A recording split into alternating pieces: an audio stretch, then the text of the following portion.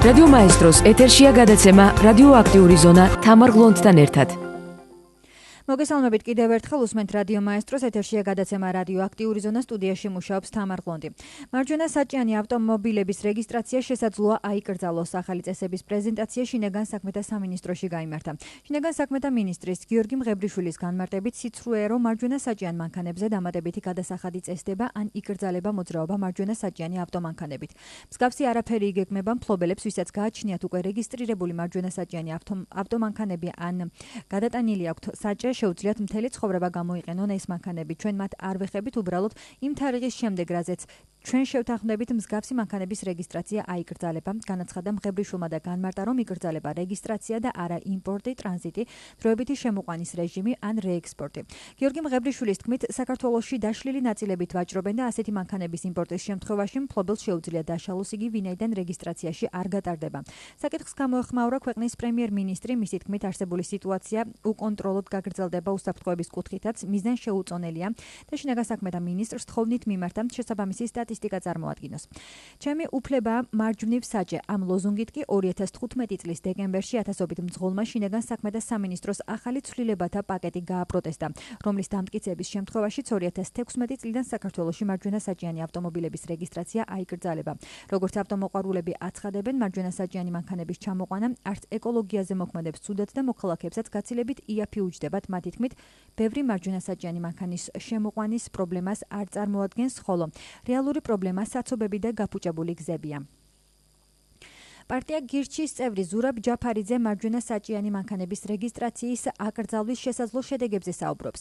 მისი თქმით, პირველი მოქალაქეები, რომლებსაც შეიძლება ეფიქრათ ასეთი მანქანებით ოჯახის რჩენა ან უბრალოდ პირადი მოხმარებისთვის შეძენა, აღმოჩნდებიან გაუარესებულ მდგომარეობაში. ვისაც უკვე ყავთ ასეთი მანქანები, არსებული ქონების ფასი შეუმცირდებათ, რადგან ასეთი მანქანების გაყიდვა გართულდება. მანქანები გაძვირდება, საშუალო ფასი აიწევს, რადგან იაფასიანი მარჯვენა საჭიანი მანქანები აღარ შემოვა. ეკოლოგია შემოვა მეტი შედარებით ძველი მარცხენა საჭიანი მანქანა და ნაბოლქვი იქნება უფრო მეტი. სამთო ტურიზმი გირჩის ერთ-ერთი ლიდერი აცხადებს, რომ სვანეთში ან სტეფანწმინდაში მარჯვენა საჭიანი მიცუბიში დელიკა არის ადგილობრივი მოსახლეობის დიდი ნაწილის შემოსავლის წყარო. შესაბამისად ის მიიჩნევს, რომ ასეთი გადაწყვეტილება სიტუაციასთან გასამკლავებლად არასერიოზულია. თემასთან დაკავშირებით რადიო მაესტროს ეთერში ახლა ისაუბრებს ტრანსპორტისა და გზების ასოციაციის თავმჯდომარე დავით მესხიშვილი. მოგესალმებით და მადლობა იმისთვის, რომ პასუხობთ ჩვენ შეკითხვებს. მოგესალმებით, მადლობთ, რომ ვართ თქვენთან ეთერში. ბატონო დავით, როგორი შედეგები ექნება მარჯვენა საჭიანი ავტომობილების საკრძალვას და საქართველოს რეალობაში სწორია თუ არა ეს ნაბიჯი? თავარი არის მოტივი, თუ რატო ხდება აკრძალვა და მოტივი ჩვენ ერთ შემთხვევაში მოვისმინეთ, რომ ეს იყო ჰაერის დაბინძურება, ხოლო მეორე შემთხვევაში მოვისმინეთ, რომ დედაქალაქში არის საცობები. ეს არის ორივე მოტივი არის საკმაოდ არასერიოზული, იმიტომ რომ ჰაერს არ აბინძურებს საჭიროება მარჯვნივ და მარცხნივ და ეს უკავშირდება ტექნიკურად გაუმართავ ავტომობილებს და ამ აკრძალვის ფონზე ზუსტადაც უფრო მეტი ტექნიკურად გაუმართავი ავტომობილი შეიძლება შემოვიდეს, ვინაიდან ჩვენ ვიცით, რომ იაპონია იმით იყო ცნობილი, რომ მათ იქ შეიძლება და იაფად ტექნიკურად გამართული ავტომობილი შეძენა და მეორე საცობები დედაქალაქში დღეს მარჯვენა საჭიანი ავტომობილების გამო კი არ არის, არამედ არის იმის გამო, რომ ინფრასტრუქტურული პროექტები პრაქტიკულად არც ერთი არ განხორციელებულა ახალი მერიის პირობებში და უფრო მეტის დაკონსერვდა შემოვლითი რკინიგზის გზა, რომელიც განმუხტავდა საცობებს და ასე შემდგომ. მოკლედ საცობების თემა ჩვენ შორს წაგვიყვანს, მაგრამ მარჯვენა საჭიანი ავტომობილების აკრძალვით ეს პრობლემები რეალურად არ გადაიჭრება. ჩვენ მივიღებთ რას? მივიღებთ იმას, რომ ზოგადად ავტომობილების ფასი, მე არ ვიცი ამაზე ისაუბრეს თუ არა, მაგრამ ზოგადად ავტომობილების ფასი გაძვირდება და ის დაახლოებით გაძვირდება 30%-ით და ავტომობილი, რომელიც ახლა ამჟამად უფრო ხელმისაწვდომია, ავტომობილები აღარ იქნება ხელმისაწვდომი. ამ შემთხვევაში უკვე ჩდება მეორე მოთხოვნაც, მაშინ საზოგადოებრივი ტრანსპორტი უნდა გქონდეს იმისთვის, რომ გადაავადმყოფდეს. ხო, საზოგადოებრივი ტრანსპორტი არ გვაქვს, რაც არის ამორტიზირებულია და არ არის საკმარისი ადგილები. ანუ მარჯვენა საჭიანი ავტომობილების აკრძალვა სატრანსპორტო პრობლემის მოგვარებაში პირველ ადგილზე არ უნდა ყოფილიყო არც ერთ შემთხვევაში და აქ პირველ ადგილზე მე დავაყენებდი ზუსტად ჰაერის დაბინძურებას, რომელიც უკავშირდება ტექნიკურად გაუმართავ ავტომობილებს.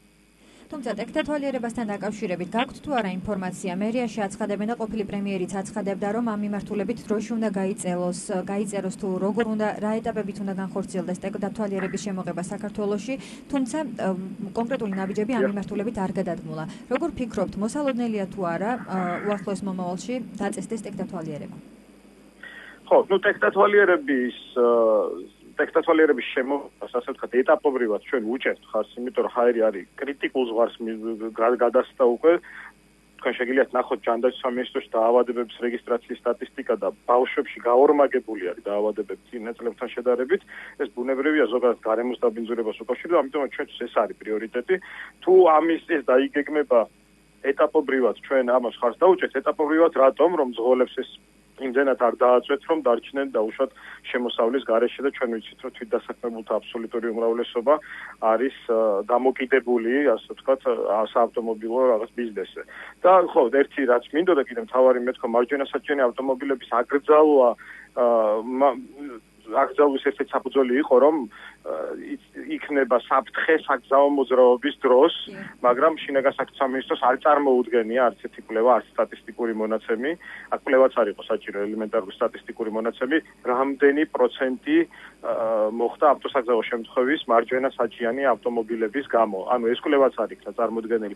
ჩვენ პრინციპში კარგად წავედით ახლა საკითხების მიხედვით, ტექნიკური დათვალიერება იყო პირველ ეტაპზე დასაყენებელი და ჩვენ იგივე ევროდირექტივები, კონკრეტული ევროდირექტივები არსებობს, რომელიც გვალდებულებს ამ ტექნოლოგიების დაწყებას და სადაც არ არის ნამდვილად საუბარი მარჯვენა თუ მარცხენა საჭიანი იქნებოდა ავტომობილი. მაგრამ რახან ესე დაიგეგმა, ამას პროტესტი მოყვა იმ კომპანიების მხრიდან, ხო, რაც შეეხება ბიზნესის ნაწილს ამ მარჯვენა საჭიანებთან დაკავშირებით პრაქტიკულად გაბანკროტდა ერთი მიმართულება ამ ბიზნესის და გამდიდრდა მეორე, ასე ვთქვათ, ნაწილი ამ ბიზნესის, რომლებიც იყვნენ ამერიკიდან ავტომობილების იმპორტით დაკავებულები. აქ შეგვიძლია ვთქვათ, რომ შესაძლოა გარკვეული ბიზნეს ინტერესებიც კი ყოფილიყო მარჯვენა საჭიანების აკრძალვით. ერთი პრობლემა, რაზეც ჩვენ დღეს ვისაუბრეთ, ვერ მოიხსნება, ამიტომ ასეთი აკრძალვისას საჭირო იყო მეტი არგუმენტირება. ბატონ დავითი, თქვენ უსაფრთხოებაზე საუბრობდით და შინაგან საქმეთა სამინისტრო უпростоრად მინისტრის მოადგილე არჩილ თავაკვაძე, როდესაც უსაფრთხოების კუთხით საუბრობდა მარჯვენასაჭიანი ავტომობილების გაუქმებაზე, მოიყვანა ერთ-ერთ მაგალითად ის, რომ საქართველოს აქვს ჟენევის კონვენციით ავტოსაგზაო მოძრაობის უსაფრთხოების შესახებ ვალდებულება. რას წარმოადგენს ეს ვალდებულება და მოითხოვს თუ არა ის ამ ტიპის აკრძალვას? ხო, საგზაო უსაფრთხოება ბევრი კონვენციით შეიძლება რეგულირდებოდეს, მათ შორის მაგალითად ხა გაერომ დაისახა მიზნად, რომ გზებზე სიკვდილიანობა 50%-ით შეამციროს, ეს წინა წელს დაისახა მიზნად და მთელი წლის განმავლობაში მსოფლიოში ატარებდა გარკვეულ ღონისძიებებს და ზუსტად შარშან 2015 წელს ჩვენ გზებზე გარდაიცვალა 600-ზე მეტი ადამიანი, ეს არის გაცილებით მეტი ციფრი, ვიდრე ომები ან ერთად აღებული ყველა სტიქია ჯამში. ანუ აქ საჭირო იყო არა მარჯვენა საჭიანებზე, არამედ საგზაო მოძრაობის უსაფრთხოების კონცეფცია უნდა შევქმნათ, მაგრამ თავარი რა არის და საზოგადოებაც რო იცოდეს, საქართველოში არ არის უწყება, რომელიც პასუხს აგებს საგზაო მოძრაობის უსაფრთხოებაზე. ის რომ საპატრულო პოლიცია რეაგირებს დარღვევებს და სამწუხაროდ წინა წლებში არ რეაგირებდა აქტიურად, ის რომ საპატრულო პოლიცია დაუშვათ რეაგირებს დარღვევებზე, ეს არის უკვე მომხდარ დარღვევებზე რეაგირება. აქ საუბარია როგორ შემცირდეს ეს დარღვევები და ასეთი უწყება არ არის. ჩვენ ვიცით რომ სიჩქარის გადაჭარბებაა დაუშვათ სიკვდილიანობის გამომწვევი, ნასვამი პირია სიკვდილიანობის გამომწვევი, ძალიან ხშირ შემთხვევაში საპირისპირო მიმართულებით გადასვლა და ამ შემდგომ. საჭირო იყო ასეთი ტიპის პრევენციული ღონისძიებების გატარება. ჩვენ არ გვაქვს სტრატეგია და არ გვაქვს ხედვა თუ როგორ უნდა შევამციროთ გზებზე სიკვდილიანობა. ის რომ დაუშვათ ახლა სანქციები მკაცრდება, ეს არის მოკლევადიანი, ასე ვთქვათ, ქირურგიული ჩარევა, რომელიც ოდნა გააუმჯობესებს მდგომარეობას, მაგრამ ეს გრძელვადიან ხედვაში არაფერს არ შეცვლის და სტატისტიკურად ევროპის მასშტაბით, ხო? ხშირად საუბრობენ, რომ სტატისტიკა არ არის მნიშვნელოვანი, ძალიან მნიშვნელოვანია ჩემთვის, იმიტომ რომ ჩვენ გარდაცვლილებზე ვსაუბრობთ. გარდაცვლილების რაოდენობით მთელი ევროპის მასშტაბით რუსეთის შემდგომ ვართ მეორე ადგილზე. ეს არის კატასტროფა და სამარცხვინო. ამას ემატება გარდაცვლილები, ერთი მთავარი პრობლემა, მეორე ბიუჯეტიდან იხარჯება ამავე დროს უამრავი თანხა ტრავმატიზმზე, იმიტომ რომ 10,000-ზე მეტი ადამიანი იღებს ტრავმას ყოველწლიურად. არ არის მოწესრიგებული ქვეითად გადასასვლელები, მოკლედ უამრავი პრობლემა, რაც საგზაო უსაფრთხოებისთვის იყო საჭირო, არც ერთი ნაბიჯი არ არის გადადგმული და მარჯვენა საჭიანებს დავაბრალეთ ახლა, ესე იგი რომ ისინი კლავენ, ისინი აბინძურებენ გარემოს, საცობსაც ისინი ქმნიან, ელემენტარულად შეურაცხყოფელია ჯერ იმ ადამიანებისთვის, ვინც ფლობს ამ ავტომობილს, ხო რა დააშავეს ახლა, თლად ესეთი მიდგომა ჩემთვის არის მიუღებელი. ამიტომაც მოყვა ამ ყველაფერს ეს პროტესტი. ანუ კიდევ ერთი საერთაშორისო ორგანიზაცია, რომელიც საქართველოს აკისრებს ვალდებულებას, პროფესორად მოთხოვნა მისი ასოცირების ხელშეკრულების ფარგლებში გულისხმობ. საქართველოს ეკისრება მიიყვანოს მდგომარეობა გზებზე ევროსტანდარტთან შესაბამისობაში. ანუ ამ კუთხითაც თქვენ თვლით თუ არა, რომ რაიმე ნაბიჯი მაინც იდგმება? რა თქმა უნდა, ჩვენ კარგად ვიცნობთ ევროდირექტივებს, ჩვენ ასოციაცია ამას ყოველდღიურად ამუშავებთ, არის საკმაოდ ბევრი და ზუსტად ეს ევროდირექტივები პირდაპირ მიმართულია, რომ ავტომობილები გზებზე იყვნენ მეტნაკლებად მაინც გამომდინარე ხა ჩვენი, ასე ვთქვათ, ეკონომიკური მდგომარეობიდან ტექნიკურად გამართულები და გარდა გარემოს დაბინძურებისა ავტოსაგზაო შემთხვევაში ფატალურად მთავრდება ის შემთხვევები, როდესაც ავტომობილები არ ტექნიკურად გაუმართავია, არ ვარ გადაუშვათ საბურავი, მუხრუჭი და ასე შემდგომ. მოსულია ასევე გეტყვით, გარდა ამ თვალიერებისა ევროდირექტივა, რომელიც მიკროავტობუსებს ჩვენ ვიცით, რომ ძალიან ბევრი შემთხვევა მოხდა მიკროავტობუსებში მით უმეტეს გარდაცვალების საქალაქთა შორისოს უნდა დაუმონტაჟდეს ტაქოგრაფები, ეს არის სიჩქარის ჩამწერი, ასე ვთქვათ, მოწყობილობა, რომ საპატრულო პოლიციამ შეძლოს შეამოწმოს რომელმა მიკროავტობუსმა სად რა საჩქარით გაიარა. ჩვენ გზებზე მაგალითად მიკროავტობუსმა არ უნდა გადააჭარბოს 80 კმ/სთ სიჩქარეს მიუხედავად იმისა, რომ იქ შეიძლება იყოს დაშვებული 110, ხომ? და ვინ აკონტროლებს? არავინ. ჩვენ ვიცით როგორ დადიან მიკროავტობუსები, ჩვენ ვიცით რომ აგარაგომის მონაკვეთზე ორი ჩვილი ბავშვი დედასთან ერთად გარდაიცვალა, ჩვენ ვიცით უამრავი სამწუხაროდ ასეთი შემთხვევა, რა უშლიდა დაუშვათ ხელისუფლებას ხელს, რომ თუნდაც შემოიღო ტაქოგრაფების სისტემა და მიკროავტობუსებში რომლებსაც გადაყავთ გზავრი, ამაზე დაემყარებინა წესრიგი. ამას არ ამბობს დავით მესხიშვილი, ამას ამბობს ევროპული დირექტივები, ამას ითხოვს უпростоრად ევროდირექტივები და შესაბამისად ვითხოვთ ჩვენც. ანუ ჩვენ მოთხოვნებში, რასაც ჩვენ ვამბობთ, არ არის ჩვენ მიერ მოგონილი მოთხოვნები. ყველა ეს მოთხოვნა არის ევროდირექტივა და კიდევ ერთხელ ბოლოს გეტყვით, რომ გაერომ დაისახა, წარმოიდგინეთ, გაერთიანებული ერების ორგანიზაცია მთელ მსოფლიოში 50%-ით შეამციროს სიკვდილიანობა გზებზე და ზუსტად ამ დროს საქართველოში გაიზარდა 50%-ით სიკვდილიანობა გზებზე. ეს ხო არაფერ ლოგიკაში არ ჯდება. ჩვენ ჯერ კიდევ არასერიოზულად უყურებთ როგორც ჩვენ სამსაგზაო შემთხვევებს და იმ ევროპულ მოთხოვნებს, რაც ჩვენ წინაშე დგას, ჩვენ ვერანაირ ევროპულ ინტეგრაციას ვერ შევძლებთ თუ ამ მიმართულებით არ გამოვასწორებთ მდგომარეობას. ბატონ დავით, ტაქსების ლიცენზირების საკითხზეც მინდა გკითხოთ. ცნობილია, რომ მერი ამ მიმართულებით მუშაობს, თუმცა დამატებით ინფორმაციას არ ავრცელებენ. როგორია თქვენი პოზიცია? საჭიროა თუ არა ამ მიმართულებით კონკრეტული ნაბიჯების გადადგმა ამ ეტაპზე, მით უმეტეს თუ ქვეყანაში არსებულ სოციალურ ვითარებას გავითვალისწინებთ და რა დადებით და უარყოფით შედეგებზე შეიძლება ამ ეტაპზე საუბარი? საკითხი არის რთული, საკმაოდ არის ორმხრივად რთული. ერთი ჩვენ ვიცით, რომ თვითდასაქმებულების რაოდენობა არის საკმაოდ მაღალი და სხვადასხვა გათვლით ის წავიცით რეალურად ამდენი გეზო ტაქსია, იმიტომ რომ იცით რომ არანაირად ამისთვის არც ლიცენზია საჭირო და არც რაიმე სხვა ტიპის დოკუმენტი. ჩვენი გათვლით სავარაუდოდ ეს შეიძლება შეადგენდეს 50,000 ავტომობილს და ანუ შესაბამისად 50,000 პირს. პრობლემა არის ორმხრივი. ბოლო პერიოდში ძალიან გახშირდა ყაჩაღობების და მკვლელობების ტაქსის ზღოლების მიმართ და ეს მასმედიის საშუალებით შუხდება ხოლმე სისტემატიურად. ეს ხდება იმიტომ, რომ ვერ ხდება უსაფრთხოების ზომების დაცვა ტაქსის ზღოლების მიმართ, არ არის ეს დაუშვათ არ არის კონტროლირებადი სფერო და ეს ქმნის პრობლემას. ეხლა ჩვენ გვაქვს მეორე მხარე, რომ თუ ჩვენ ძალიან მკაცრ კონტროლს და შემთხვევაში კაც ნორმატივებს დავაწესებთ, შესაძლოა უმუშევარი დარჩეს ბევრი, მაგრამ ისიც ფაქტია, რომ ტექნიკურად გაუმართავი ავტომობილი ძალიან ბევრია ტაქსი და ტაქსებით გადაადგილება გარკვეულ რისკსაც წარმოადგენს. ასევე არ არის მგზავრი დაცული ტაქსის ზღოლის მხრიდან გარკვეული აგრესიისა თუ ასე შემდგომ.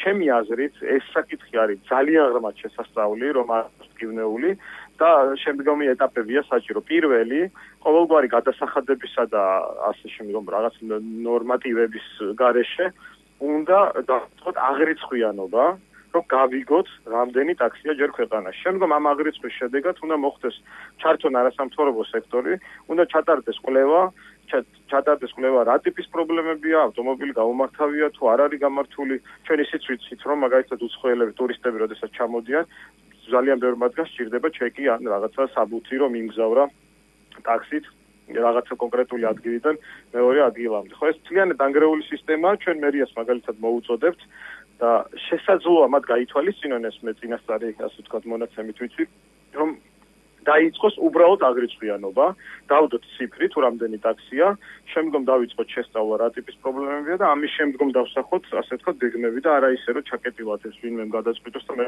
ვაცხადო, ვთქვათ, რომ ესე უნდა მოხდეს. ღია უნდა იყოს ამის განხილვა და საჯარო ჩვენ ჩართულები ვიქნებით მათგან. გასაგებია, მადლობა იმისთვის, რომ პასუხობდით ჩვენს შეკითხვებს. მე რადიო მაესტროს მსმენელს შევახსენებ, რომ პირდაპირ ეთერში საუბრობდა ტრანსპორტისა და გზების ასოციაციის თავმჯდომარე დავით მესხიშვილი. ჩვენ გადაცემაში გავაგრძელებთ ამ თემაზე საუბარს, თუმცა მეორე ბლოკში ჩვენ შემოგვიერთდება გურამ მეგრელიშვილის არც ორგანიზაცია მომავლის სოფელის ერთ-ერთი დამფუძნებელი, რომელიც ასევე ტაქსის ლიცენზირებაზე გამახვილებს ყურადღებას და სწორედ ამ ორგანიზაციას ეკუთვნის პეტიცია, რომელიც ინტერნეტის საშუალებით ვრცელდება იმისთვის, რომ მოხდეს ამ მიმართულებით კონკრეტული ცვლილებები და ქვეყანაში შემოღებულ იქნას ტაქსების ლიცენზირების სისტემა. კერძო სატრანსპორტო საშუალებით მგზავრების გადაყვანის საკითხს საქართველოში დღეს მოქმედი კანონმდებლობა არ არეგულირებს. ეს იმას ნიშნავს, რომ ამ საქმიანობის დასაწყებად ადამიანს საჭირო ჰქონდეს მხოლოდ საკუთარი ან ნაქირავები მანქანა და ტაქსის ტრაფარეტი. არ არსებობს რეგულაცია არც იმის შესახებ, თუ რა ტექნიკურ სტანდარტს უნდა აკმაყოფილებდეს ავტომანქანა იმისთვის, რომ მან მგზავრების გადაყვანა შეძლოს. იგეგმება თუ არა ტაქსების ლიცენზირება ის საკითხია, რასაც ბოლო დროს საზოგადოება აქტიურად განიხილავს. აღდგეს ავტომობილების ტექდათვალიერება და ტაქსების ლიცენზირება. ამ მოთხოვნით ინტერნეტში, როგორც გითხარით, პეტიცია გავრცელდა. პეტიციის ავტორია მწერალი და არასამთავრობო ორგანიზაცია მომავლის სოფელის თანადამფუძნებელი გურამ მეგრელიშვილი. აღსანიშნავია, რომ თბილისის მერია ტაქსების ლიცენზირების საკითხზე მუშაობს. ამ თემას სატრანსპორტო სამსახურის მერიის რამდენიმე სამსახურთან ერთად ამუშავებს. დამატებით დეტალებზე კი მერიაში არ საუბრობენ. უწყებაში აცხადებენ, რომ სამუშაო ჯგუფს ჯერჯერობით კონკრეტული მონახაზი არ აქვს, უცნობია ისიც, როდის დასრულდება ამ საკითხზე მუშაობა და ახლა პირდაპირ ეთერში შემოგვიერთდება ორგანიზაცია მომავლის სოფელის ერთ-ერთი დამფუძნებელი გურამ მეგრელიშვილი. მოგესალმებით და მადლობა იმისთვის, რომ პასუხობთ ჩვენ შეკითხვებს. გამარჯობა. ბატონო გურამ, თქვენ ხართ ერთ-ერთი ავტორი იმ პეტიციისა, რომელიც ინტერნეტში გავრცელდა. რა იყო თქვენი უпростоრად ამ პეტიციის გავრცელების მიზეზი და რა პრობლემები არსებობს კონკრეტულად ტაქსებთან? ის პრობლემები, რაც უნდა დაარეგულიროს ლიცენზირების სისტემის შემოღება. დიახ, მადლობა რომ დაინტერესდით თქვენ ამ თემით. თვითონ პეტიცია შედგება ორი ნაწილისგან, რომ გავამიჯნოთ. ერთი ეხება ტექდათვალიერებას, ხოლო მეორე ნაწილი ეხება ტაქსების ლიცენზირებას. პირველი ნაწილი ეხება ყველა იმ ადამიანს, ვინც საჭესთან ზის და ეხება იმას, ვინც საჭესთან არ ზის. იმათაც, იმიტომ რომ ქალაქში და არა მხოლოდ ქალაქში, ზოგადად ქვეყანაში მოძრავი ავტომობილების ძალიან დიდი ნაწილი არის ტექნიკურად გაუმართავი, აქვს საშინელი გამონაბოლქვი, მათ შორის მუნიციპალიტეტის ტრანსპორტსაც თუ დააკვირდებით როგორი შავი კვამლი გამოდის ავტობუსებიდან, მისდევით რომ ამ პეტიციაზე ხელი აუწევთ ხელისუფლებას. რაც შეეხება მეორე ნაწილს ტაქსების ლიცენზირებას, ეს ამ მოთხოვნის ასე ვთქვათ ჩამატება ამ საერთო პეტიციაში გამოიწვია, რომ თვითონ ტაქსის მწვავლებმა გთხოვეს ჩვენ, რომ გარკვეულმა ნაწილმა, რომ ვთქვათ დავხმარებოდით მიგვემართა ოფიციალურად მთავრობისთვის, რათა მოხდარიყო ტაქსების ლიცენზირება. ტაქსების ლიცენზირება ეს ზოგიერთ ესმის ისე თითქოს ეს ვიღაცა გარკვეული ადამიანების ვთქვათ სამუშაო ადგილების გარეშე დატოვებას გამოიწვევს. რა თქმა უნდა, ესეც მოხდება რიგი ადამიანებისა დარჩება სამსახურის გარეშე, მაგრამ ამას აქვს მეორე ვთქვათ კარგი მხარე, რომ ისინი ვინც ამ სფეროში მუშაობენ და არა ასე ვთქვათ წაიტაქსავებენ ხოლმე, ისინი მეც შემოსავალს მიიღებენ დონე ასე ვთქვათ მომსახურების აიწევა და რაც უფრო ყველაზე მთავარი არის სახელმწიფოში შემოსავალი, იმიტომ რომ ფაქტობრივად დაურეგულირებელი არის ის თანხა, რომელიც ვთქვათ ამ ტაქსების ბიზნესში ტრიალებს, იმიტომ რომ მასწავლებელი, რომელიც ვთქვათ იღებს, რომელიც ხელფასი ვთქვათ 200 ლარი თუ 300 ლარი, ხო? საკმაოდ დაბალი ხელფასი აქვს. იხდის თავის შემოსავლიდან 20% და ამას მაგალითად ტაქსის ძღოლი არ აკეთებს და ეს რა ვიცი სოციალური თვალსაზრისით ჩემი აზრით არასწორი არის. რამდენი ხელმოწერა არის შესაგროვებელი სულ ამჟამად რამდენი ხელმოწერა შეაგროვა და საინტერესო აქტიურია თუ არა ინტერნეტ მომხმარებელი? ზუსტად ვერ გეტყვით. ისე ორი დღეა რაც ეს პეტიცია გავრცელდა. ბოლოს რაც ნახე, მეგონი 100 მეტი თუ 200 ხელმოწერა იყო. ზუსტად არ ვიცი, არ მოგწევთ. მე ვუყურებ გავაკეთე ეს ხელმოწერაც, ეს ჩვენ ვართ ასე ვთქვათ, სულად ისეთი გულანთებული ახალგაზრდა ადამიანები, ვისაც არანაირი არ დაფინანსება აქვს, არაფერი არ აქვს, ჩვენ რაღაცებს ვაკეთებთ რა და პეტიციის გაკეთება განსაკუთრებულ რაღაცებს არ მოითხოვდა რა და გასაგებია, მადლობა იმისთვის, რომ პასუხობდით ჩვენ შეკითხვებს. მე რადიო მაესტროს მსმენელს შევახსენებ, რომ პირდაპირ ეთერში საუბრობდა ორგანიზაცია მომავლის სოფელის ერთ-ერთი დამფუძნებელი გურამ მეგრელიშვილი. ამით დღეს გადაცემა რადიოაქტიური ზონა დასრულებულია. ჩვენ პირდაპირ ეთერში ორშაბათს ზუსტად 18 საათზე დაბრუნებით. ნახვამდის.